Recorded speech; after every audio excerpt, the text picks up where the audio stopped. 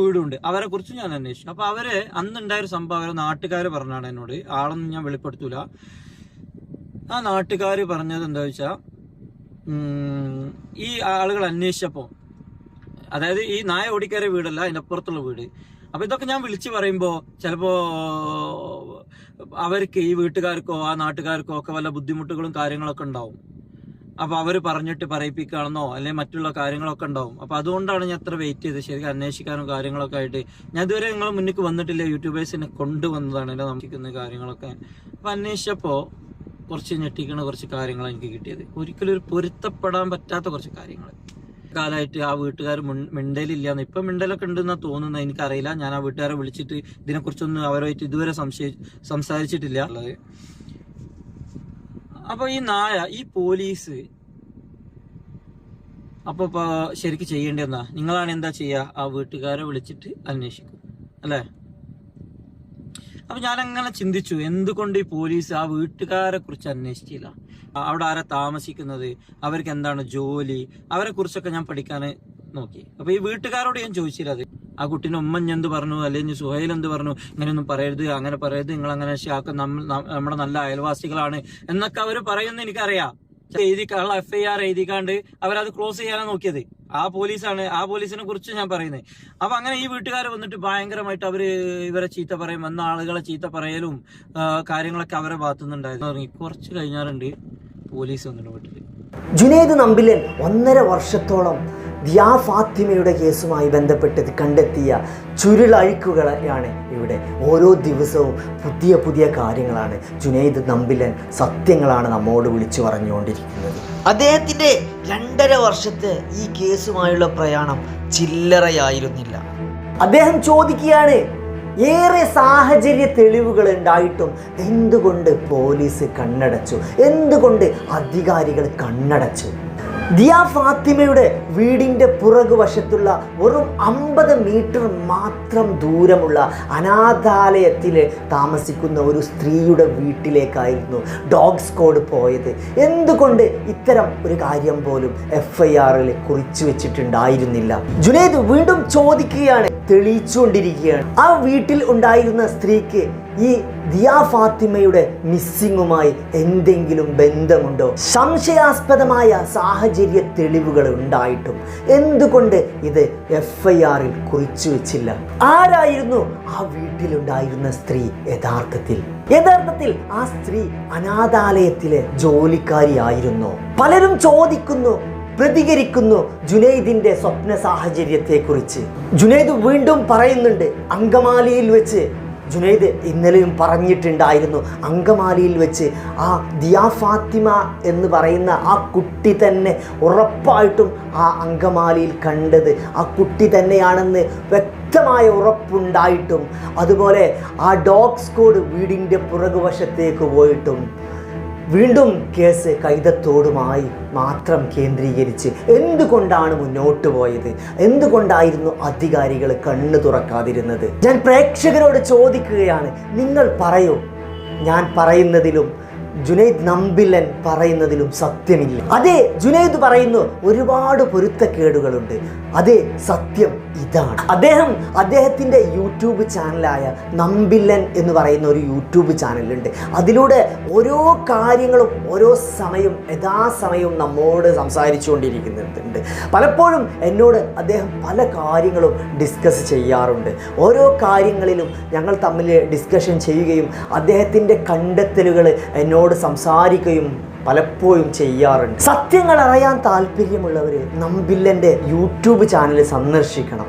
നമുക്കൊരുപാട് കാര്യങ്ങൾ നമുക്ക് അറിയാൻ കഴിയും. അദ്ദേഹത്തിന് സമ്പാദിക്കാൻ വേണ്ടിയിട്ടല്ല അദ്ദേഹം ഒരു യൂട്യൂബ് ചാനൽ തുടങ്ങിയത്. സത്യം പറഞ്ഞാൽ ഞാൻ തന്നെയായിരുന്നു നമ്പില്ലനോട് യൂട്യൂബ് ചാനൽ തുടങ്ങാൻ പറഞ്ഞത്. മറ്റൊന്നും കൊണ്ടല്ല, തനിക്ക് ഈ കാര്യങ്ങളെല്ലാം ലോകത്തോട് വിളിച്ചു പറയാൻ യൂട്യൂബ് പോലത്തെ അല്ലെങ്കിൽ അത്തരത്തിലുള്ള ഒരു പ്ലാറ്റ്ഫോമിലൂടെ ഏറ്റവും നല്ല അനുയോജ്യമായ ഒരു മാധ്യമമായിരിക്കും. കാരണം എന്തുകൊണ്ടും തനിക്ക് ഇത്രയും കാര്യങ്ങൾ സംസാരിക്കണം എന്നുണ്ടെങ്കിൽ ഇത്തരത്തിലൊരു പ്ലാറ്റ്ഫോമിൽ വന്നുകൊണ്ട് എന്തുകൊണ്ട് സംസാരിച്ചുകൂടാ എന്നുള്ള എൻ്റെ ചോദ്യത്തിന് ഉത്തരമായിട്ടായിരുന്നു നമ്പിലൻ കഴിഞ്ഞ ദിവസം ആ യൂട്യൂബ് ചാനൽ നിർമ്മിച്ചതും ആ യൂട്യൂബ് ചാനലിലൂടെ സംസാരിക്കാൻ തുടങ്ങിയതും. ആ കാരണത്താൽ എന്നോട് അദ്ദേഹം ഒരുപാട് നന്ദി പറയുകയും ചെയ്തു. ഞാൻ അദ്ദേഹത്തിൻ്റെ ചാനലിൽ അദ്ദേഹം ഇപ്പോൾ ലേറ്റസ്റ്റ് ആയിട്ട് ചെയ്തിട്ടുള്ള അപ്ഡേഷൻസുകളുണ്ട്. കാരണം വളരെ വിലമതിക്കാനാവാത്ത ഞാൻ മുമ്പ് ചോദിച്ച ചോദ്യങ്ങൾക്കുള്ള ഉത്തരങ്ങൾ അദ്ദേഹത്തിൻ്റെ യൂട്യൂബ് ചാനലിലൂടെ പബ്ലിഷ് ചെയ്തിട്ടുണ്ടായിരുന്നു. ആ വീഡിയോസ് ഒന്ന് ഞാനിവിടെ റീഡ് ചെയ്യാം. അങ്ങനെ ഞങ്ങൾ കേസ് അന്വേഷിച്ച് ഞങ്ങൾ ചെന്നത് അങ്കമാലി ആ ഭാഗത്തെ പോലീസുകാരെ കാര്യങ്ങളൊക്കെ ഇന്നലത്തെ വീഡിയോയിൽ പറഞ്ഞു. ഇന്നലത്തെ വീഡിയോയിൽ ആ കേസും കാര്യങ്ങളും അതെല്ലാം കുറിച്ച് കുറച്ച് വിശദമായിട്ട് പറഞ്ഞു. ഞാൻ ആദ്യമായിട്ട് വീഡിയോ ചെയ്യുന്ന ആളാണ്, എനിക്ക് ഇങ്ങനെ ഒന്നും വീഡിയോ ചെയ്ത് പരിചയമില്ല. കുറെ തെറ്റുകുറ്റങ്ങളും കാര്യങ്ങളൊക്കെ വാക്ക് പെശകൊക്കെ പറ്റും, അതൊക്കെ ഒന്ന് ക്ഷമിക്കുക. ഓക്കെ, അപ്പം ഞങ്ങൾ അങ്ങനെ അന്വേഷിച്ച് ഇങ്ങനെ പോലീസിന്റെ അനാസ്ഥ കാര്യങ്ങളൊക്കെ അറിഞ്ഞതിന് ശേഷം ഞാൻ അങ്ങനെ അന്വേഷിച്ച് തിരിച്ച് ഞങ്ങൾ വീണ്ടും എത്തിയത് ദിയ ഫാത്തിമന്റെ മുറ്റത്താണ്. ആരോ ഞങ്ങൾ അതിനങ്ങനെ കൊണ്ടുവന്ന് അവിടെ വീണ്ടും എത്തിച്ചു ഞങ്ങൾ അന്വേഷണം. അപ്പൊ നമുക്ക് അവരുടെ മുറ്റത്തുനിന്ന് തുടങ്ങാം എന്ന് പറയുമ്പോൾ ഈ കുട്ടീനെ കാണാതായി പോലീസ് നായ വന്നിരുന്നു. ഞാൻ ചുരുക്കി പറയണം, അതിന്റെ ഇടയിലൊക്കെ കുറെ കാര്യങ്ങളൊക്കെ ഉണ്ട്, അതൊക്കെ ഞാൻ പറഞ്ഞിട്ടുണ്ട്. പക്ഷെ നിങ്ങൾ കുറെ ആളുകൾ ചോദിക്കുന്നുണ്ടും ഇതിനെക്കുറിച്ച് നമുക്കൊക്കെ അറിയാനൊരു ആഗ്രഹം ഉള്ളതുകൊണ്ടാണ് ഞാൻ പറയുന്നത്. അപ്പൊ ഈ പോലീസ് നായ ആ കുട്ടിന്റെ വീട്ടിൽ നിന്ന് മണം പിടിച്ചു. അപ്പൊ 2 വീടുകളാണ് അവിടെ അടുത്തുള്ളത്. ഒന്ന് വലത്തെ സൈഡിൽ ഇടത്തെ സൈഡിലായിട്ട് 2 വീടുകളാണുള്ളത്. 50 മീറ്റർ കഷ്ടിച്ച് 50 മീറ്റർ അടുത്തുള്ള ഒരു വീട്ടിൽ കയറുന്നു. ഓക്കെ, അങ്ങനെ ആ വീട്ടിൽ കയറിയിട്ട് മണം പിടിച്ച് കയറി. അങ്ങനെ ഇത് രണ്ടാമതും അന്വേഷണമായിട്ട് ഈ പോലീസ് നായനെ കൊണ്ടുവന്നപ്പോഴും ഈ പോലീസ് നായ വീടൊക്കെ മണത്തിട്ട് നേരെ ആ വീട്ടിൽ സിറ്റൗട്ടിൽ കയറി. എന്നിട്ട് നേരെ റോട്ടിലേക്കാണ് പോയത് നായ. ഓക്കെ, ശരിക്കും മനസ്സിലാക്കണം ഞാൻ പറയുന്നത്. ഞാൻ ഒരാളെ കുറ്റപ്പെടുത്തുന്നല്ല, ഇത് പലർക്കും വിഷമവും കാര്യങ്ങളൊക്കെ ഉണ്ടാവും. ഞാൻ ആരും കുറ്റപ്പെടുത്തല്ല, ഞാൻ പറയുന്നത് ശ്രദ്ധിച്ച് കേൾക്കുക, എന്നിട്ട് നിങ്ങൾ തീരുമാനിക്കുക എന്താന്നുള്ളത്. അപ്പൊ ഈ നായ, ഈ പോലീസ് അപ്പൊ ശരിക്കും ചെയ്യേണ്ടതെന്നാ, നിങ്ങളാണ് എന്താ ചെയ്യുക, ആ വീട്ടുകാരെ വിളിച്ചിട്ട് അന്വേഷിക്കും, അല്ലേ? അപ്പൊ ഞാൻ അങ്ങനെ ചിന്തിച്ചു, എന്തുകൊണ്ട് ഈ പോലീസ് ആ വീട്ടുകാരെ കുറിച്ച് അന്വേഷിച്ചില്ല? അപ്പൊ ഇങ്ങനെ ഒരു നായ പോകുമ്പോൾ സ്വാഭാവികമായിട്ടും ആ വീട്ടുകാരെ കുറിച്ച് ഒന്നും അന്വേഷിക്കൂല. എന്റെ ചെറിയൊരു മൈൻഡിൽ ഇങ്ങനെ തോന്നിപ്പോയി, എന്തുകൊണ്ട് അങ്ങനെ അവർ പോലീസ് അന്വേഷിച്ചില്ല. അപ്പൊ ഞാൻ പോലീസ് അന്വേഷിച്ചോ എന്നൊക്കെ നോക്കി, പോലീസ് അന്വേഷിച്ചിട്ടില്ല. പോലീസ് അവിടെ വന്നിരുന്നു, 1-2 പ്രാവശ്യം വന്ന് കാര്യമായ ഒരു അന്വേഷണം പോലീസ് അവിടെ നടത്തിയിട്ടില്ല. അപ്പൊ എനിക്കൊരു കൗതുകം, ഈ സ്ത്രീ ആരാണ്, അല്ലെങ്കിൽ ഈ വീട്ടുകാരൻ ആരാണ്, അവിടെ ആരാ താമസിക്കുന്നത്, അവർക്ക് എന്താണ് ജോലി, അവരെ കുറിച്ചൊക്കെ ഞാൻ പഠിക്കാൻ നോക്കി. അപ്പൊ ഈ വീട്ടുകാരോട് ഞാൻ ചോദിച്ചില്ല അത്. കാരണം ഈ വീട്ടുകാർക്ക് ഞാൻ പറഞ്ഞിട്ടുണ്ട്, പല ആളുകളും 100 കണക്കിന് കമന്റുകൾ വരുന്നു, കുട്ടീന്റെ അച്ഛൻ അപായപ്പെടുത്തിയിട്ടുണ്ടാവും, അമ്മ അപായപ്പെടുത്തിയിട്ടുണ്ടാവും എന്നൊക്കെ ഉള്ളത്. അതുപോലെ നിങ്ങൾ പറഞ്ഞപ്പോ എനിക്കൊരു സംശയം ഉണ്ടായിരുന്നു, ആയിരിക്കാം, നമുക്കറിയാത്ത ആളുകളല്ലേ. അപ്പൊ നമ്മൾ മനസ്സിന്റെ ഉള്ളിൽ ഞാൻ സംശയിച്ചു, ഞാനൊരു സാധാരണക്കാരനാണ്. അപ്പം ഈ വീട്ടുകാരൊന്നും അറിയാതെയാണ് ഞാനത് അന്വേഷിക്കുന്നത്, അവരെ കുറിച്ചിട്ട് അന്വേഷിക്കുന്ന കാര്യങ്ങളൊക്കെ. അപ്പൊ അന്വേഷിച്ചപ്പോ കുറച്ച് ഞെട്ടിക്കുന്ന കുറച്ച് കാര്യങ്ങളാണ് എനിക്ക് കിട്ടിയത്. ഒരിക്കലും ഒരു പൊരുത്തപ്പെടാൻ പറ്റാത്ത കുറച്ച് കാര്യങ്ങൾ. ഇപ്പൊ ഈ ദിയ ഫാത്തിമാനെ എടുത്തു പോകുന്ന ഒരു 3-4 മിനിറ്റ്, അല്ലെങ്കിൽ ഈ ചായ കൊടുത്തിട്ട് കസാലയിൽ എടുത്ത് ചായ കൊടുത്ത് ഇത്തിരി സമയമായിട്ടുള്ളൂ, 2-3 മിനിറ്റിന്റെ ഉള്ളിൽ എടുത്ത് കൊണ്ടുപോയി.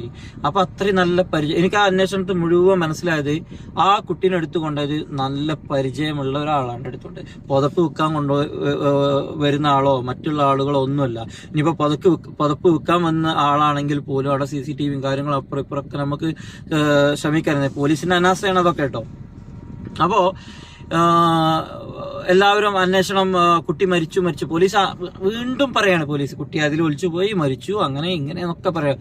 അപ്പൊ ഞാനും വിചാരിച്ചു പോലീസ് പറയട്ടെ, നമ്മൾ അന്വേഷണം നമ്മളെ ഈ വഴിക്ക് നീങ്ങാന്ന്. അങ്ങനെ ഞാൻ അന്വേഷിച്ചപ്പോ എനിക്ക് മനസ്സിലായത് അവരെ കുറിച്ച്, അതായത് എനിക്ക് അറിയേണ്ടത് അവരെന്താണ് ജോലി, അവരാരൊക്കെയാണ്, അവരെന്താ ജോലി അവരുടെ എന്നൊക്കെയാണ് എനിക്ക് അന്വേഷിക്കേണ്ടത്. ഇപ്പുറത്തൊരു വീടുണ്ട്, അവരെ കുറിച്ച് ഞാൻ അന്വേഷിച്ചു. അപ്പൊ അവര് അന്നുണ്ടായൊരു സംഭവം അവരെ നാട്ടുകാർ പറഞ്ഞാണ് എന്നോട്, ആളൊന്നും ഞാൻ വെളിപ്പെടുത്തൂല. ആ നാട്ടുകാർ പറഞ്ഞത് എന്താ വെച്ചാ,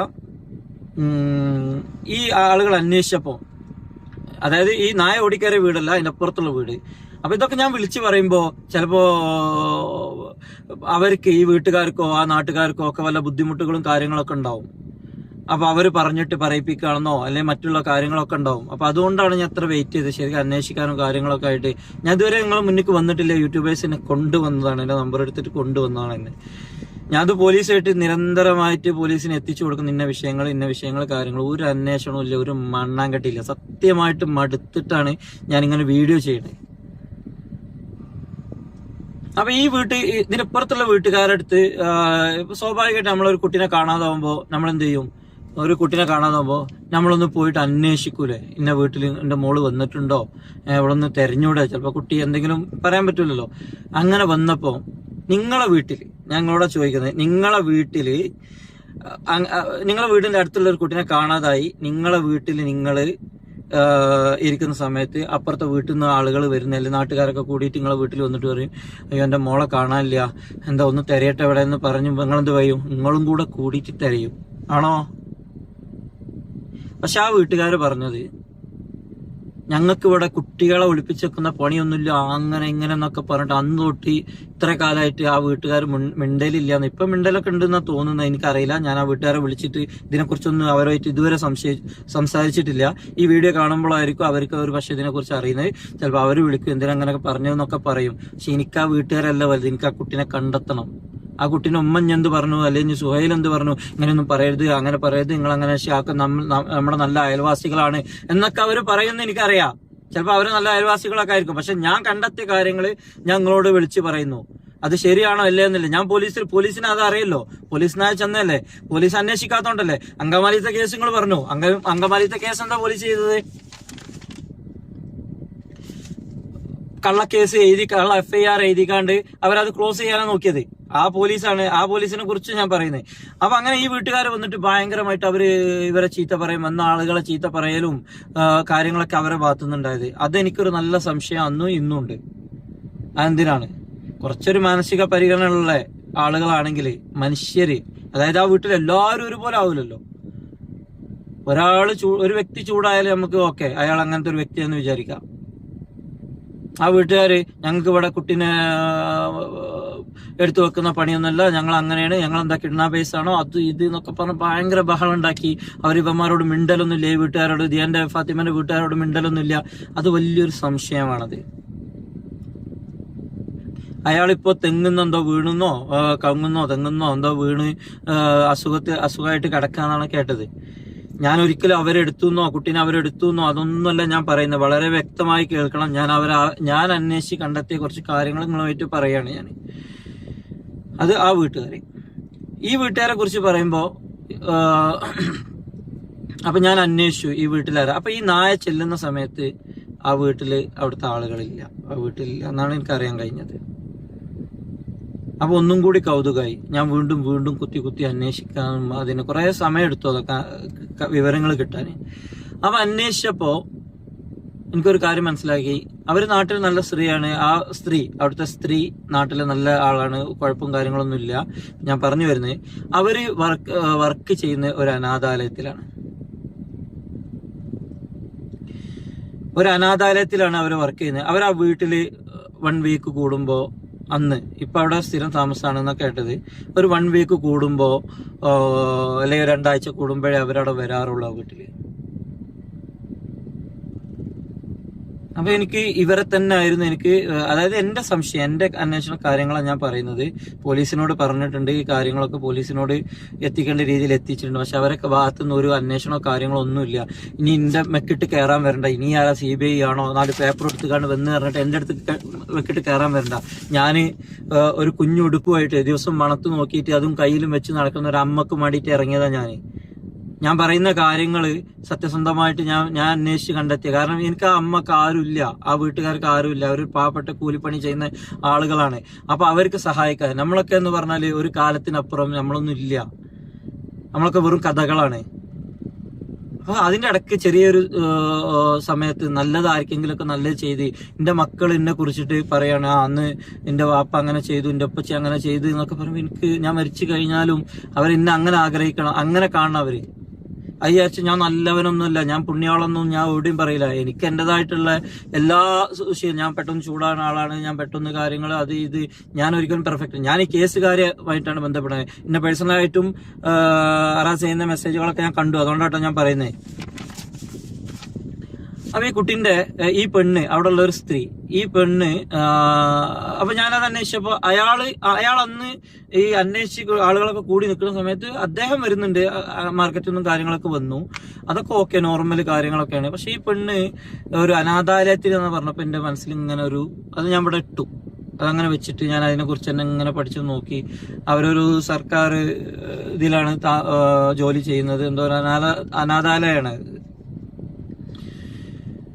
അപ്പൊ ഈ കാര്യം ഇങ്ങനെ മനസ്സിലിട്ട് ഞാൻ അങ്ങനെ കൊണ്ടു നടന്ന്, അപ്പൊ രണ്ടാമത്തെ വട്ടം അവിടെ പോലീസിനായി വന്നപ്പോഴും വീണ്ടും ഈ വീട്ടിലേക്കാണ് പോയത്. രണ്ടാമത്തെ വട്ടം ഈ വീട്ടിലേക്കാണ് പോയത്.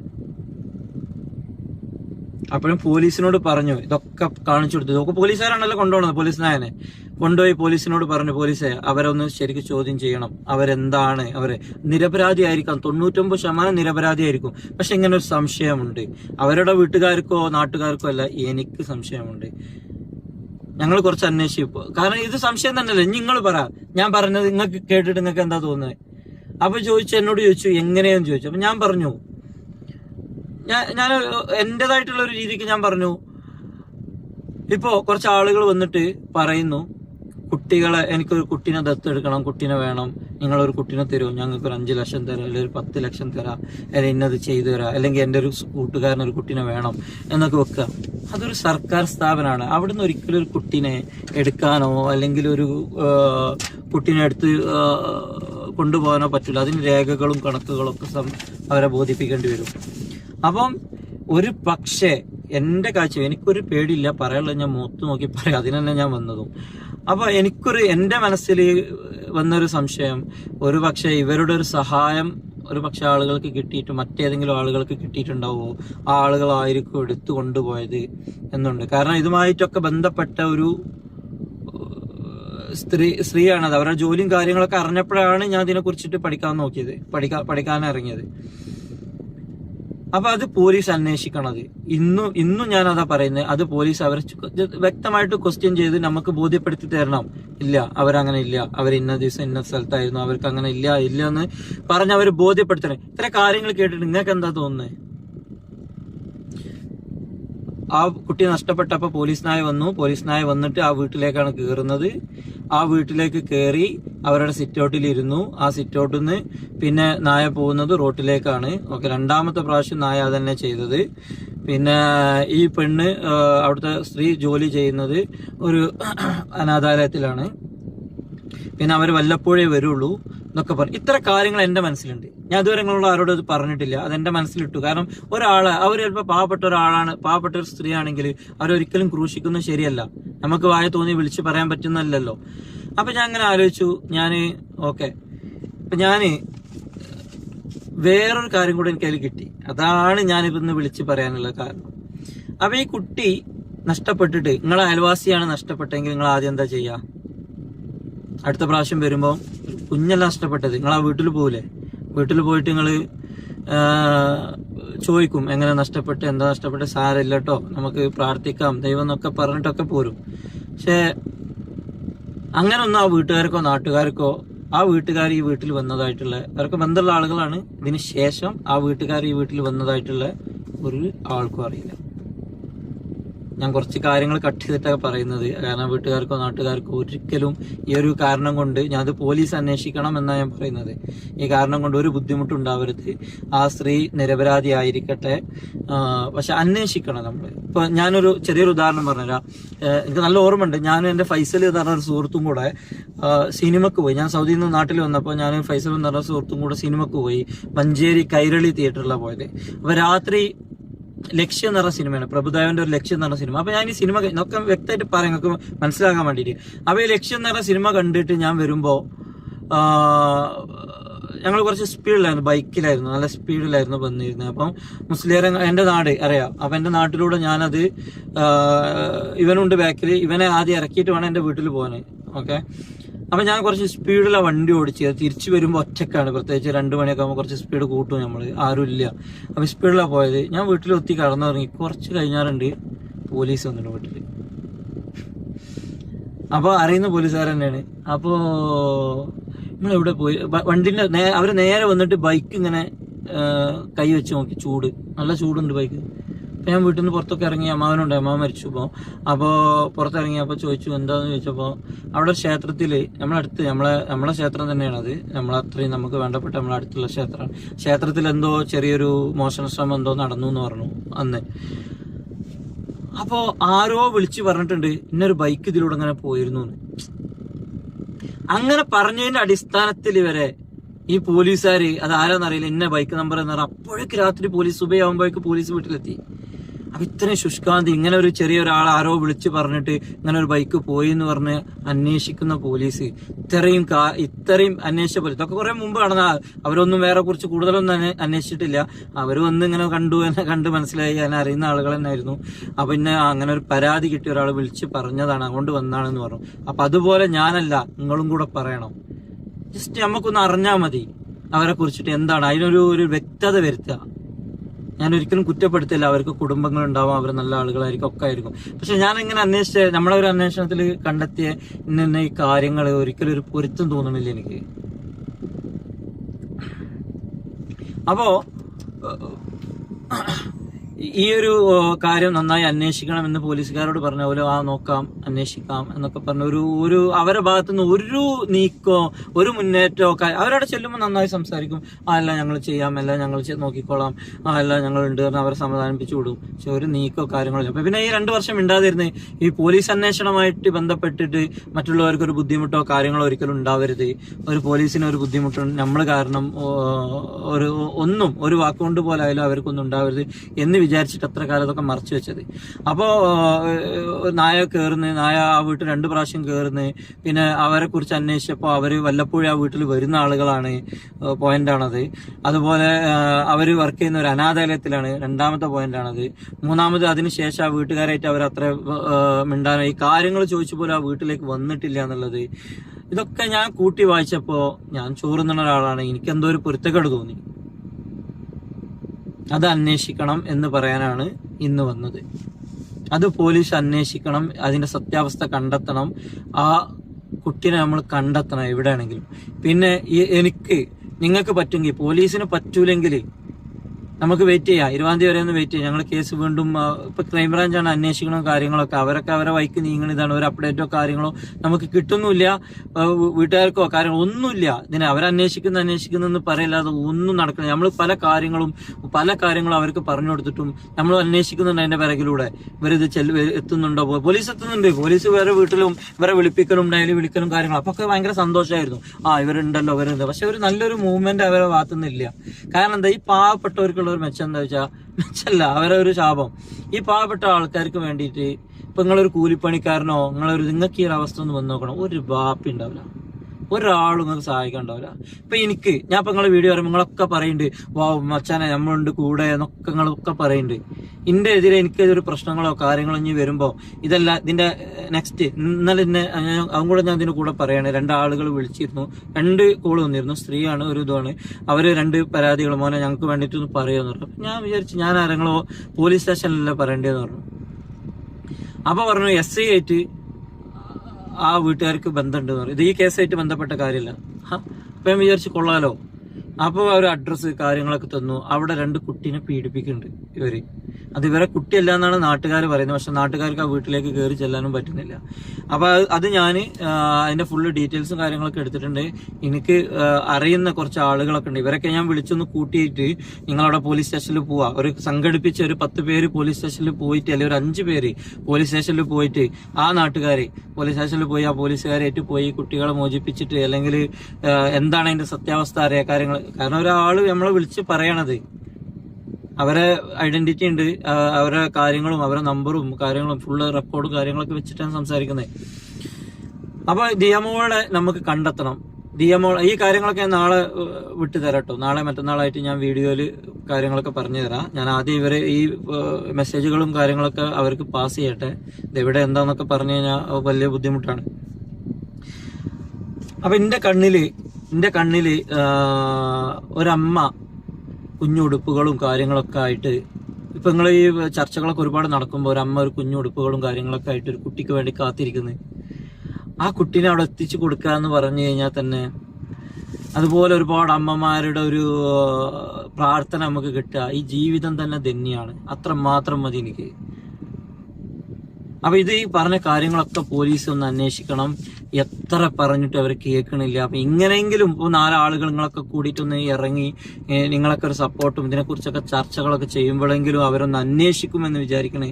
അല്ലെങ്കിൽ പിന്നെ നമ്മളെ വൈക്ക് അങ്ങോട്ട് നമ്മൾ നീങ്ങേണ്ടി വരും. കാരണം നമ്മളിതിനായിട്ട് ഇറങ്ങിയല്ലോ. ഇതിനിറങ്ങി ഇപ്പൊ നമ്മളെങ്ങനെയാണ് ഞാൻ പോയിരുന്നത്, ഞാൻ വളരെ രഹസ്യമായിട്ടാണ് ഇതിനായിട്ട് ഇറങ്ങിയത് കാര്യങ്ങളൊക്കെ. ഇപ്പൊ നമ്മളെ മുന്നിൽ 1-2 സംഗതികൾ ഉള്ളത്. ഇപ്പൊ ഞാൻ പറഞ്ഞു അങ്കമാലിത്തെ കാര്യങ്ങൾ പറഞ്ഞു. ഞാൻ നിങ്ങൾക്ക് ബോധ്യപ്പെട്ടില്ല. നിങ്ങൾ വീഡിയോ CCTV ഒക്കെ ഒന്ന് സൂം ചെയ്ത് നോക്കിയേ. ദിയന്റെ പഴയ ഫോട്ടോസ് 100 കണക്കിന് ഫോട്ടോസ് എന്റെ അടുത്തുണ്ട്. ഒന്ന് നോക്കി നിങ്ങൾ. പക്കാ കുട്ടിയാണത്. അത് അവര് പോലീസിന്റെ അനാസ്ഥ, പോലീസ് അന്വേഷിച്ചില്ല, പോലീസിന്റെ കഴിവുകേട് തന്നെ പറയാ. അതുകൊണ്ടാണല്ലോ നമ്മളൊക്കെ ഇങ്ങനെ ഇറങ്ങേണ്ടി വന്നത്, ഇങ്ങനെ സംസാരിക്കുന്നോ. ഇപ്പോ ഈ വീട്ടിലെ ഈ അയൽവാസികളുടെ കാര്യങ്ങളും പറഞ്ഞു. അവിടെ ഒരു പതിപ്പ് വിൽപ്പനക്കാരനോ മറ്റുള്ള കാര്യങ്ങളോ ഒന്നും അവിടെ വന്നിട്ടില്ല എന്ന് ബോധ്യപ്പെട്ടിട്ടുണ്ട്. അവിടെ വന്നിരുന്നു പതിപ്പ് വെക്കാനും കാര്യങ്ങളൊക്കെ, അതിന് മുമ്പും കാര്യങ്ങളൊക്കെ വന്നാണ്. അതൊക്കെ ഒരുപാട് ആളുകൾ പറയുന്നുണ്ട്. ഓക്കെ, പോലീസ് അതിന്റെ അന്വേഷണം കാര്യങ്ങളൊക്കെ അവരവരെ വഴിക്ക് നടക്കട്ടെ, ഒന്നും കുഴപ്പമില്ല. പക്ഷെ ഞാൻ ഈ പറഞ്ഞൊരു കാര്യങ്ങൾ നിങ്ങൾക്ക് കേട്ടിട്ട് എന്ത് തോന്നുന്നു?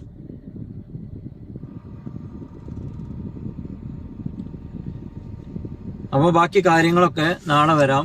ഓക്കെ, നാളെ പറയാം. നാളെ പറയാനുള്ള കാര്യങ്ങൾ എന്താ വെച്ചാൽ, ഈ കുട്ടി ഞങ്ങൾക്കിപ്പോ ഏകദേശം അറിയാം കുറച്ച് ആളുകളെ കുറിച്ചിട്ടുള്ള ഒരു സംഭവം. അപ്പോൾ ഞാനത് 2-3 ആളുകളെ അതിനായിട്ട് ഞങ്ങൾ മുന്നോട്ട് പോകുന്നുണ്ട്. സ്റ്റേഷനിൽ കാര്യങ്ങൾ അത് വക്കീൽ മുഖാന്തരം നിയമപരമായിട്ട് അങ്ങനെ കാര്യങ്ങൾ നടക്കുന്നുണ്ട്. അപ്പോൾ ഇവിടെ പോയിട്ട് വല്ല എവിഡൻസും കിട്ടിയാലോ, കുറച്ച് ദൂരത്താണ്, വല്ല എവിഡൻസും കിട്ടിയാൽ ഞങ്ങളത് പോലീസ് സ്റ്റേഷനിലും കാര്യങ്ങളും കൊടുത്തിട്ട് ഇത്രയും ജനശ്രദ്ധ കിട്ടിയ സ്ഥിതിക്ക് ഇപ്പോൾ എന്തായാലും നമുക്ക് പ്രതീക്ഷിക്കാം. എനിക്കും ഭയങ്കര പ്രതീക്ഷയാണ്. ഇത്ര കാലമുള്ള പ്രതീക്ഷ ഒന്നുമല്ല, ഇപ്പോൾ ഭയങ്കര പ്രതീക്ഷ ഉണ്ട് ആ കുട്ടീനെ എത്രയും പെട്ടെന്ന് കിട്ടും എന്നുള്ളത്. അത് ഒരു വല്ലാത്തൊരു നോവാണ്. ഓരോ ദിവസം കിടന്നുറങ്ങുമ്പോഴും ഒരു വല്ലാത്തൊരു സങ്കടമാണത്. ഓരോ ദിവസം കിട്ടണേ എന്ന് പറയും. അപ്പോൾ ഇപ്പോഴത്തെ ഇത് രാവിലെ എഴുന്നേറ്റിട്ട് ദിയ ഫാത്തിമ എന്ന് പറഞ്ഞാൽ അടിച്ചു കൊടുക്കുമ്പോൾ ദിയ ഫാത്തിമ കിട്ടിയെന്ന് പറയാം. അയ്യോ കിട്ടിയോ അടിച്ചു നോക്കുമ്പോൾ ഒന്നുകിൽ എന്നെ തെറി വിളിക്കുകയോ അല്ലെങ്കിൽ വേറെ എന്തെങ്കിലുമൊക്കെ ആയിരിക്കും. അങ്ങനെയൊക്കെയാണ് ഇപ്പം നടക്കുന്നത്. അപ്പം ഞാൻ വീണ്ടും പറയാം, എന്തെങ്കിലുമൊക്കെ ബുദ്ധിമുട്ട് എൻ്റെ സംസാരത്തിലോ കാര്യങ്ങളോ ഉണ്ടായിട്ടുണ്ടെങ്കിൽ ഞാൻ ക്ഷമ ചോദിക്കുന്നു. ഞാനൊരു യൂട്യൂബ് ചാനൽ കാര്യങ്ങളൊന്നും തുടങ്ങിയിട്ടുള്ള പരിചയമോ കാര്യങ്ങളൊന്നും ഇല്ല. അപ്പോൾ നിങ്ങളായിട്ട് കുറച്ച് സത്യങ്ങളും എനിക്ക് ബോധ്യപ്പെട്ട കുറച്ച് കാര്യങ്ങൾ നിങ്ങളായിട്ട് പങ്കുവെക്കണം എന്ന് എനിക്ക് തോന്നി. അതുകൊണ്ട് വന്നതാണ്.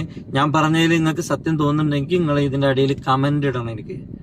ഓക്കെ, എൻ്റെ നമ്പർ നിങ്ങൾക്ക് അറിയാം, അതിന് നമ്പറും കാര്യങ്ങളൊക്കെ ഉണ്ട്. നിങ്ങൾ വിളിക്കുക. നിങ്ങൾക്ക് എന്താ തോന്നുന്നു നിങ്ങൾ പറയും. ഞാൻ പറഞ്ഞത് എന്തെങ്കിലും തെറ്റുണ്ടോ? ഇതൊക്കെ ഞാൻ പോലീസുകാരോട് പല പ്രാവശ്യം അവിടെ ചെന്നിട്ട് പറഞ്ഞ കാര്യങ്ങളാണ്. അവരൊരു വ്യക്തമായ ഒരു അന്വേഷണമോ കാര്യങ്ങളോ അവർക്കെതിരെ ഒന്നും ഇതുവരെ ഉണ്ടായിട്ടില്ല. നമുക്ക് ആ കുട്ടിനെ കണ്ടെത്തണം എന്നുള്ള ലക്ഷ്യം മാത്രമേ ഉള്ളൂ. അത് കണ്ടെത്തണം. അതിന്റെ ഇടയിൽ ഒരു നിരപരാധി വിടണം. പക്ഷെ ചോദ്യം ചെയ്യല്ലോ, എന്നെ ഇത്ര ഒരു ബൈക്കേറ്റ് പോയി എന്ന് പറഞ്ഞിട്ട്. അതുപോലെ പലർക്കും നിങ്ങൾക്കൊക്കെ അങ്ങനെ അനുഭവങ്ങൾ ഉണ്ടാവും കേട്ടോ. എൻ്റെ ഒരു അനുഭവം പറഞ്ഞു എന്നുള്ളൂ പണ്ടത്തെ. അപ്പൊ ഇങ്ങനെ പോയി ആരോ വിളിച്ച് പറഞ്ഞ സ്ഥിതിക്ക് പോലീസ് ഒരു ജീപ്പിന് ആളൊക്കെ വന്നിട്ടുണ്ടെങ്കിൽ ഒന്ന് ആലോചിക്കുക. അത്ര ശുഷ്കാന്തി ഒന്നും വേണ്ട പോലീസിലെ. ഇത്തിരി ഒരു കുഞ്ഞു കുട്ടിയല്ലേ, നിങ്ങളെ മക്കളൊക്കെ അല്ലേ, നിങ്ങൾക്കും മക്കളൊക്കെ അല്ലേ. ആ ഒരു മാനസിക പരിഗണനെങ്കിലും വെച്ചിട്ടൊന്ന് അന്വേഷിച്ചിട്ട് ആ കുട്ടീനെ ഒന്ന് കണ്ടെത്തി. കേരള പോലീസ് എന്ന് പറഞ്ഞാല് ഇന്ത്യയിൽ തന്നെ, ലോകത്ത് തന്നെ എടുത്തു നോക്കിയാൽ ഏറ്റവും നല്ല പോലീസുകാരാണ്. അദ്ദേഹത്തിൻ്റെ സ്വപ്നങ്ങൾക്ക് പിറകിലും അദ്ദേഹത്തിൻ്റെ പ്രവർത്തനങ്ങൾക്ക് പിറകിലും അദ്ദേഹത്തിൻ്റെ യൂട്യൂബ് ചാനലിനോടും ിലൂടെ അദ്ദേഹം വീഡിയോ ചെയ്യുന്നതിനും അദ്ദേഹത്തിന് എന്തെങ്കിലും വരുമാനം കിട്ടുമോ എന്നൊക്കെ ചോദിക്കുന്നവരോടും പറയാനുള്ളത്, എനിക്കും അദ്ദേഹത്തിനും ഒന്നേ പറയാനുള്ളൂ. ഇന്നല്ലെങ്കിൽ നാളെ നമ്മുടെ മക്കളും ഇതുപോലൊരു അവസരം വന്നു കഴിഞ്ഞാൽ നാം അന്ന് ഇത്തരത്തിലൊന്നും ചിന്തിക്കേണ്ടിയിരിക്കില്ല. എന്ത് തന്നെയായാലും നമ്മളും ചിന്തിക്കും, എൻ്റെ മക്കൾ എവിടെ എന്ന്. ആ ഒരു വിഷമം നമ്മൾ മനസ്സിലാക്കണമെങ്കിൽ ദിയ ഫാത്തിമയുടെ ഉമ്മയുടെ ഇപ്പോഴത്തെ സാഹചര്യം നമ്മൾ മനസ്സിലാക്കണം. ആ ഒരു സമയത്തും സ്വപ്നത്തിന് പിറകിലും ഞങ്ങൾ ചെയ്യുന്ന കാര്യത്തിന് പിറകിലുമൊക്കെ വളരെ പ്രതികരണശേഷിയോടെ ഇതിനെ വിമർശിച്ചുകൊണ്ട് മുന്നോട്ട് പോകുന്നവർ അപ്പോഴും അവരുടെ മനസ്സലിയോ എന്നുള്ള കാര്യത്തിൽ. കാരണം ചില മനുഷ്യരെ നമുക്ക് അവരെ സ്വയം മാറാത്തിടത്തോളം കാലം നമുക്ക് മാറ്റാൻ കഴിയുകയില്ല. യാഥാസ്ഥിക ലോകത്ത് നിന്നും ചില സ്വപ്ന ലോകത്ത് മാത്രം ജീവിക്കുന്ന അധികാരികളുണ്ട്. അവരോട് പറയാനുള്ളത് അവരുടെ സ്വപ്ന ലോകത്ത് നിന്ന് മാറിയിട്ട് ഇത്തരം പല മനുഷ്യരുടെയും സാഹചര്യങ്ങളിലൂടെ സഞ്ചരിക്കുന്നതാണ് ഏറ്റവും നല്ലത്. സത്യസന്ധമായി കേസ് അന്വേഷണങ്ങൾ മുന്നോട്ട് കൊണ്ടുപോവുക. ഒരിക്കലും ഏതെങ്കിലും ഒരു പ്രത്യേക രാഷ്ട്രീയ പാർട്ടിയുടെയോ അല്ലെങ്കിൽ നമ്മൾ ചില സമയങ്ങളിൽ സിനിമാ നടിയുടെയോ അല്ലെങ്കിൽ സെലിബ്രിറ്റിയുടെയോ ഒക്കെ വീട്ടിലെ പട്ടിക്കുട്ടിക്ക് പോലും ഫോക്കസിങ് കൊടുക്കുന്ന ഒരുപാട് ചാനലുകളും അത്തരത്തിൽ ചാനൽ ചർച്ചകളും നമ്മൾ ചെയ്യപ്പെടാറുണ്ട്. ആ സമയങ്ങളെല്ലാം ഇത്തരം പാവപ്പെട്ട മനുഷ്യരുടെ കുട്ടികളെ അല്ലെങ്കിൽ ഇത്തരം പാവപ്പെട്ട മനുഷ്യർക്ക് ആരും അത്താണി ഉണ്ടാവാറില്ല. ഞങ്ങൾ സത്യം പറഞ്ഞാൽ ഞങ്ങൾ സത്യത്തിൽ ഇവിടെ ശബ്ദമില്ലാത്തവരുടെ ശബ്ദമാവാനാണ് ഞാൻ ആഗ്രഹിക്കുന്നത്. നമ്മൾ ഇതിലൂടെ ആഗ്രഹിക്കുന്നത് ഒരുപാട് പേർക്ക് ഇത്തരം നമ്മുടെ രാജ്യത്ത് അല്ലെങ്കിൽ നാട്ടിൽ ഉണ്ടാവാൻ പോകുന്ന ഇത്രയും വലിയ ഒരു വിപത്തിനെ തടയാനും വേണ്ടിയിട്ട് നമ്മളെല്ലാവരും രംഗത്ത് വരണം. നിങ്ങളെല്ലാവരും ഒരു കട്ട സപ്പോർട്ട് ഉണ്ടാവും എന്ന് ഞാൻ വീണ്ടും പ്രതീക്ഷിക്കുന്നു. കാരണം മുൻ വീഡിയോസിലൊക്കെ നിങ്ങളെ നല്ലൊരു സപ്പോർട്ട് ഉണ്ടായിട്ടുണ്ടായിരുന്നു. പക്ഷേ ചില കൃമികീടങ്ങളെ ഞാൻ ഇപ്പോഴും മെയിൻറ്റ് ചെയ്യുന്നില്ല എന്ന് തന്നെ ഞാൻ പറയുന്നു. അതേസമയം ഉറക്കം നടിക്കുന്നവരെ നമുക്കൊരിക്കലും ഉണർത്താൻ കഴിയുന്നില്ല. ചില അധികാരികൾ ഇപ്പോഴും ഉറങ്ങിക്കൊണ്ടിരിക്കുകയാണ്. ആ ഉറങ്ങിക്കൊണ്ടിരിക്കുന്ന അധികാരികളെ നമുക്ക് ഒരിക്കലും ഉണർത്താൻ കഴിയുകയില്ല. അതുപോലെ തന്നെ ചില മനുഷ്യരുണ്ട്, ചില സൊസൈറ്റിയിലെ ചില മനുഷ്യരുണ്ട്, അവരിപ്പോഴും ഉറങ്ങിക്കൊണ്ടിരിക്കുന്നുണ്ട്. പക്ഷേ ഉറക്കം നടിക്കുന്നവരെ നമുക്ക് എങ്ങനെയാണ് ഉണർത്താൻ കഴിയുക? ആ ഉറക്കം നടിക്കുന്നവർ തന്നെയാണ് യഥാർത്ഥത്തിലുള്ള സ്വപ്നജീവികൾ. ജനപിന്തുണ വേണം. ദിയാ ഫാത്തിമ മോൾക്ക് നീതി വേണം. നീതിക്കൊപ്പം എല്ലാവരും എൻ്റെ പ്രേക്ഷകരും കൂടെ നിൽക്കും എന്ന് ഞാൻ പ്രതീക്ഷിക്കുന്നു. ജുനൈദ് സ്വപ്നം കണ്ടു എന്ന് ചിലർ പറയുമ്പോൾ ജുനൈദ് സ്വപ്നം കണ്ട് ഉറങ്ങുകയായിരുന്നില്ല. പിന്നീട് അങ്ങ് ജുനൈദ് ഉറങ്ങിയിട്ടില്ല എന്ന് തന്നെ വേണമെങ്കിൽ പറയാം. അവൻ ഉറക്കം കെടുത്തുക തന്നെ ചെയ്യും ഉറങ്ങിക്കൊണ്ടിരിക്കുന്ന അധികാരികൾക്ക് മുന്നിൽ. ശബ്ദമില്ലാത്തവർക്ക് ഒരു ശബ്ദമായി ഞങ്ങൾ എന്നും കൂടെയുണ്ട്. ഞങ്ങളുടെ കൂടെ നമ്മുടെ പ്രേക്ഷകരെല്ലാവരും കൂടെ ഉണ്ടാവും എന്ന് അതിയായി വീണ്ടും പ്രതീക്ഷിക്കുകയാണ്. നീതിക്ക് വേണ്ടി പോരാടുന്ന ഒരാളെ നാം തളർത്തരുത്, വളർത്തുകയാണ് വേണ്ടത്. അപ്പോൾ ഓക്കെ, ഞാനിവിടെ ഈ വീഡിയോ വൈൻഡപ്പ് ചെയ്യാണ്. പുതിയ മറ്റൊരു വീഡിയോസുമായി വീണ്ടും കാണാം. പുതിയ അപ്ഡേറ്റ്സുകൾ ഇനിയും വരാനുണ്ട്. ഇതിൻ്റെ പുതിയ ഒരുപാട് കാര്യങ്ങളിലേക്ക് നമുക്ക് പ്രവേശിക്കാനുണ്ട്. അപ്പോൾ ഓക്കെ.